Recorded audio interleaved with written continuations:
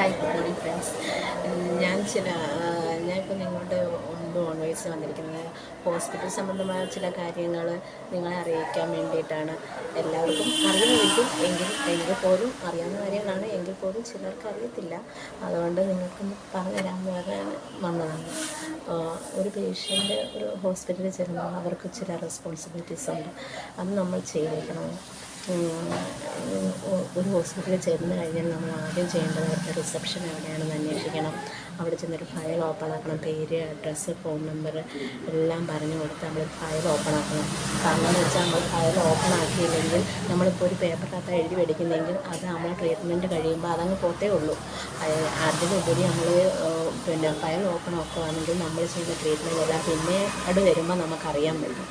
ഇപ്പോൾ അവിടെ എന്തെങ്കിലും ഫാൾട്ട് പറ്റുകയാണെന്നുണ്ടെങ്കിൽ നമ്മൾ ആ ഫയലിനകത്ത് നമുക്ക് എന്തെല്ലാം ട്രീറ്റ്മെൻറ്റ് ചെയ്തിട്ടുണ്ട് എന്നെല്ലാം ആ ഫയലിനകത്ത് അറിയാൻ പറ്റും. പിന്നീടായാലും വന്ന് തിരക്കുമ്പോൾ ആ ഫയലിനകത്ത് നമുക്കത് കാണും.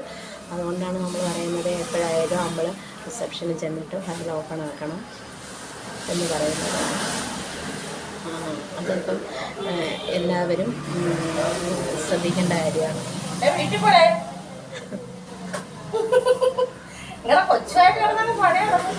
അതൊക്കെ എങ്ങനെയാ?